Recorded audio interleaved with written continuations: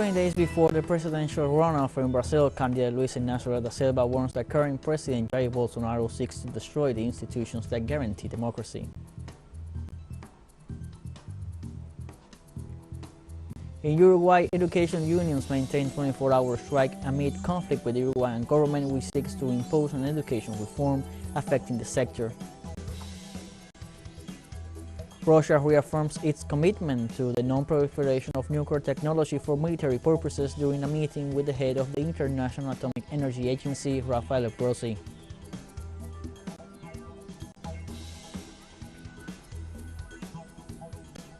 Hello, welcome to From the South. I'm Luis Alberto Matos from the teleSUR studios in Havana, Cuba. We begin with the news. Brazil's presidential runoff election is 20 days away. Candidate Luis Inácio da Silva warned that the current president, Jair Bolsonaro, seeks to destroy the institutions that guarantee democracy. The leader of the Workers' Party criticized Bolsonaro's proposal to increase the number of members of the Supreme Court because this would incorporate 5 new magistrates favorable to his administration. Lula da Silva's statements were made in a meeting with intellectuals, economists, and political leaders who used to be his opponents and today expressed their support. In the meeting, the group of intellectuals agreed to evaluate public policies on education and the reindustrialization of the country.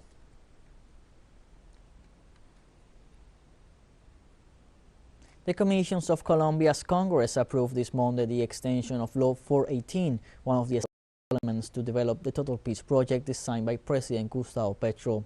Sources from the Colombian Congress explained that the project associated to the so-called Law of Public Order modifies, adds and extends the previous text in search of a true commitment to total peace through human security and the state.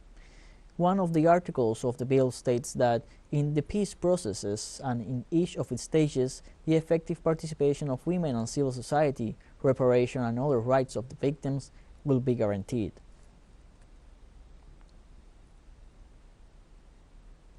In the central western part of the Ecuadorian province of Guayas, at least 6 people were assassinated early Monday morning in the canton of Yaguichi.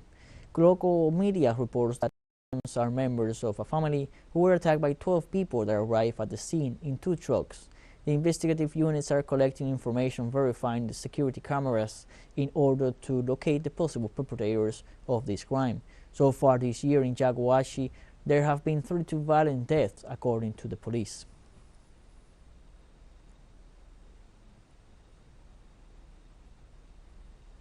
In Uruguay, education unions maintain a 24-hour strike amidst the conflict with the Uruguayan government, which seeks to impose an educational reform affecting the sector.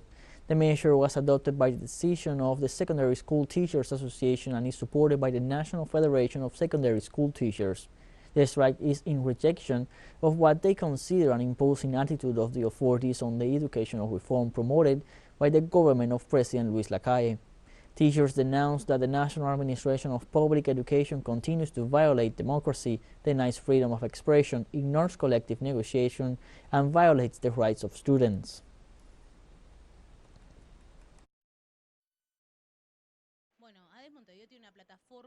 Well, AIDS of Montevideo has a platform that begins with the rejection of the educational transformation that the government is implementing and the demand for the immediate suspension of its application in order to open in 2023 a real space for negotiation regarding the content of this reform, and also other proposals that have to do with the elaboration of an educational project that is not being proposed by the authorities. We understand that this context truly requires that the authorities should put aside their authoritarian attitude and really establish negotiation spaces with the unions, within the framework of the rejection of all the teachers' collective expressed through the state and the students' unions.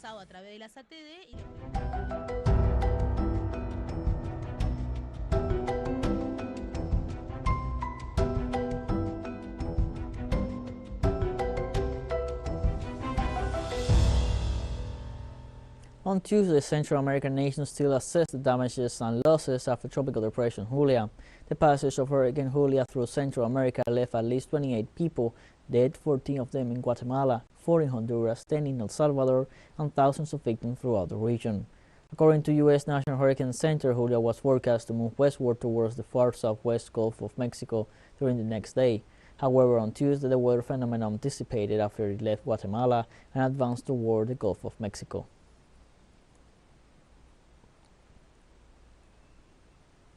In Guatemala, the National Coordinator for Disaster Reduction maintains assistance and damage monitoring operations after the passage of Storm Julia.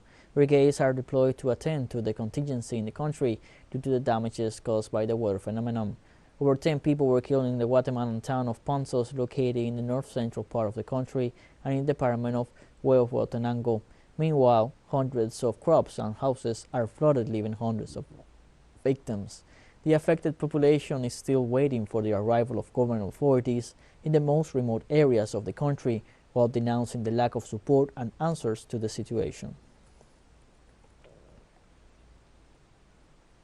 El Salvador's government maintains the red alert state while recovery efforts are intensified following the passage of Tropical Storm Julia, which left several damages throughout the national territory and at least 10 deaths. According to authorities, downpours continue causing damage to infrastructure, houses and roads, which are being evaluated and dealt with by brigades from different government sectors which have been deployed since Monday to attend to the situation. Meanwhile, electricians were working to re-establish the power supply to more than 75,000 customers who suffered damages due to strong winds, falling trees and other anomalies. On the other hand, the National Administration of Aqueducts and Sewers acknowledged that the supply of drinking water will experience deficiencies due to the damage to pumping plants.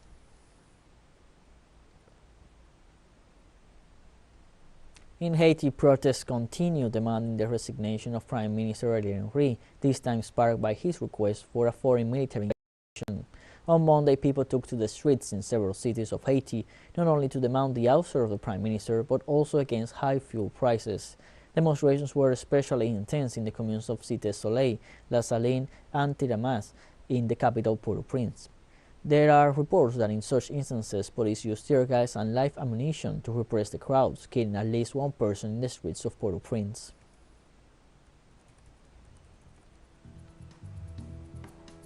Let's take a short break, but first, remember you can now follow us on TikTok at the account at teleSUR English, in which you'll be able to see news in different formats, news updates and much more. Other stories coming up, stay with us.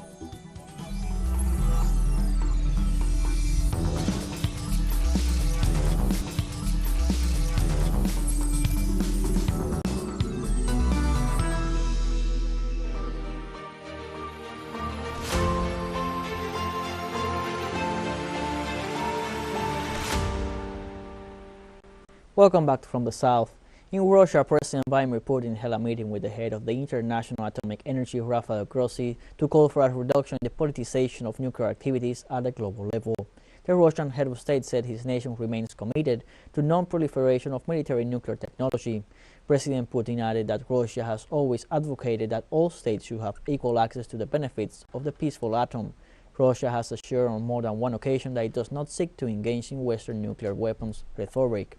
Moreover, the head of state said he was open to discussing all issues of mutual interest or concern, such as the situation surrounding the Zaporizhzhia nuclear power plants.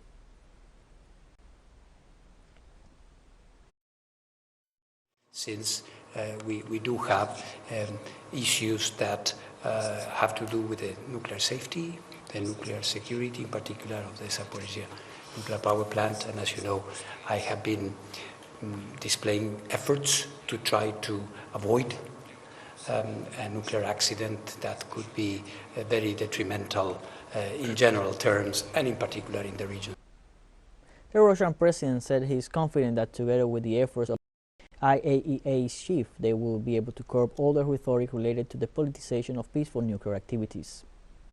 Of course, we see that today there are elements of excessively dangerous politicizations of everything connected with nuclear activity. We very much hope that, thanks to your efforts, we will be able to reduce all rhetoric on this score, bring this area of activity and cooperation to a normal state, despite all the turbulences and all the complex processes that are taking place on the world stage.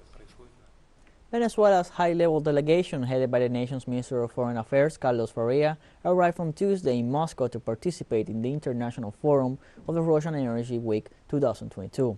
The international forum will be held from October 12th to the 14th. The Venezuelan delegation will develop an important work agenda which includes a meeting of Foreign Minister Faria with his Russian counterpart Sergei Lavrov. In this 2022 edition, the forum will include discussions on the development of electric power, oil and gas, chemical and coal industries, as well as topics related to import substitution, digital transformation, energy transition, and the situation surrounding climate issues. On Tuesday, Tunisians have been hit with soaring food prices and shortages of basic staples in recent weeks, threatening to turn simmering discontent in the North African country. Government blamed speculators, black market holders, and the conflict in Ukraine, but economic experts say the government's own budget crisis and its inability to negotiate a long-sought loan from the International Monetary Fund have added to Tunisia's troubles. Inflation reached a record rate of 9.1%, the highest in 3 decades, according to the National Institute of Statistics. The government is currently negotiating a $2 billion to $4 billion loan with the IMF. A high-ranking Tunisian delegation went to Washington in hope of finalizing a deal.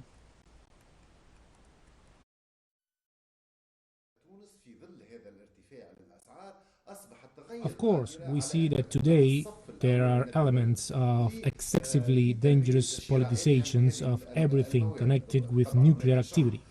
We very much hope that, thanks to your efforts, we will be able to reduce all rhetoric on this score and bring this area of activity and cooperation to a normal state, despite all the turbulences and all the complex processes that are taking place on the world stage.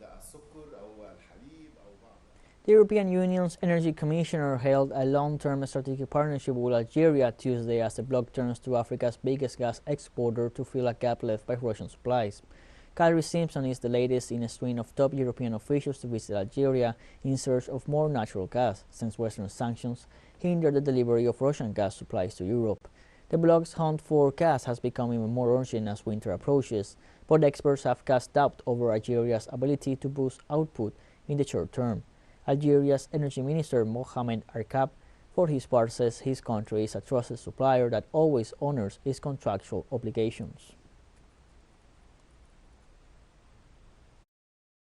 As the relationship with Russia, so far EU's biggest gas supplier, is irreversibly broken, we are turning to the EU's reliable suppliers to fill in this gap. And in this respect, we are offering Algeria a long-term strategic partnership. Germany on Tuesday slammed Serbia's visa policy as contributing to a migrant surge into the European Union. Berlin called for the bloc to take coordinated action at crunch talks this week. The German government is opposed to Belgrade's visa-free travel regime for several countries whose citizens use Serbia as a springboard to enter the EU. Interior Minister Nancy Faeser said she and her EU counterparts would discuss the situation in Serbia and a bolstered deployment of Frontex at the meeting on Friday. On Tuesday, the IMF said global economic growth is expected to slow further next year, downgrading its forecast as countries grapple with the fallout from Russia's special military operation in Ukraine, spiraling cost of living and economic downturns. The conflict in Ukraine has dealt the world economy multiple blows, driven up food and energy prices following the coronavirus outbreak, while soaring costs and rising interest rates threaten to spiral around the globe.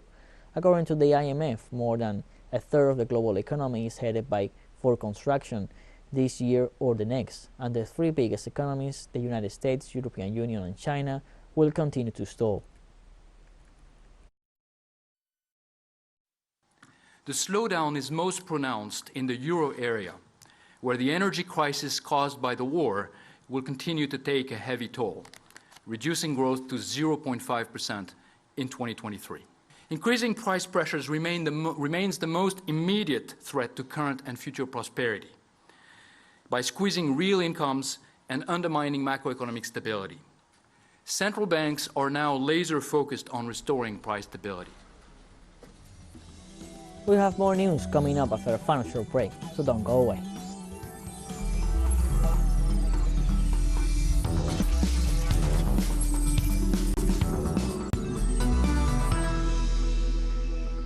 Welcome back from the South. On Tuesday, the United Nations Development Programme said that 54 developing economies, which account for half of the world's poorest people, need urgent debt relief. The mentioned countries are Afghanistan, Argentina, Ecuador, Egypt, El Salvador, Haiti, and Pakistan. Those nations also are climate vulnerable. The common framework is the main international debt relief offer opened from Tuesday on to some countries suffering from debt distress. According to the administrator of the program, Ashim Steiner, this debt relief is a small pill to swallow, yet the cost of inaction is brutal for the world's poorest. The United Nations Development Program also highlighted that they cannot afford to repeat the mistake of providing too little relief too late in managing the developing economy's debt burden. Somalia is going through a 2-year historic dry spell that has not been seen in more than 40 years. Since the start of this dry period back in January last year, official estimates point to some 1.17 million people displaced due to the harsh conditions. This, coupled with the expected fifth failed rainy season, is bound to displace many more families amid looming famine in some parts of the country. United Nations says that famine will be a reality by October-December unless life-saving assistance is urgently ramped up to reach the people most in need. The last famine in Somalia was declared a little over 10 years ago in 2011 and led to the death of an estimated 250,000 people. On Monday, Ugandan authorities confirmed the death of at least 17 people from Ebola over the last 3 weeks. The Ugandan Health Ministry reported that 7 people had died of Ebola in the last 2 days, bringing the total number of deaths to 17 since the start of the outbreak last September 20th. The Health Ministry spokesperson said that by October 9th, the total number of confirmed cases was 48, after registering 4 cases in the last 48 hours. The Health Ministry said there are health personnel among the infected.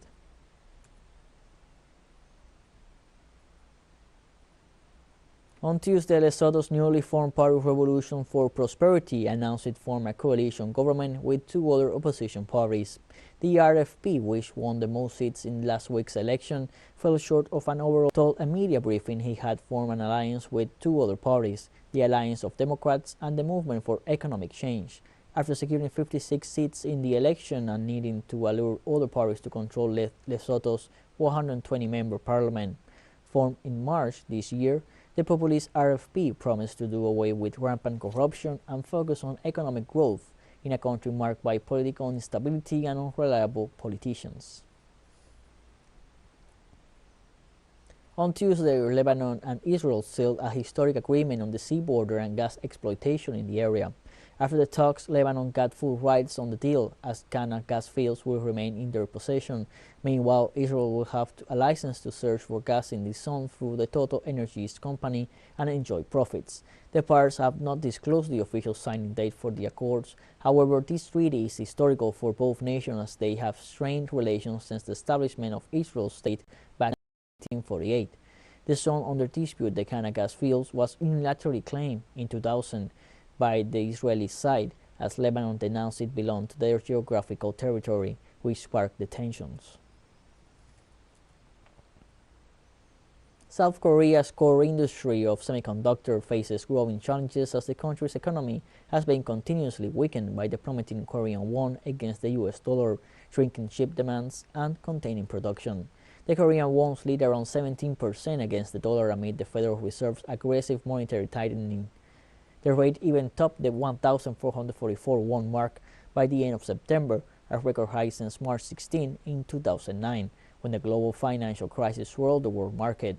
Soaring inflation joined with strong dollar are having knock-on effects, diminishing consumer demands for major electronic companies that produce televisions, smartphones, and computers, which adversely affected the semiconductor industry in turn.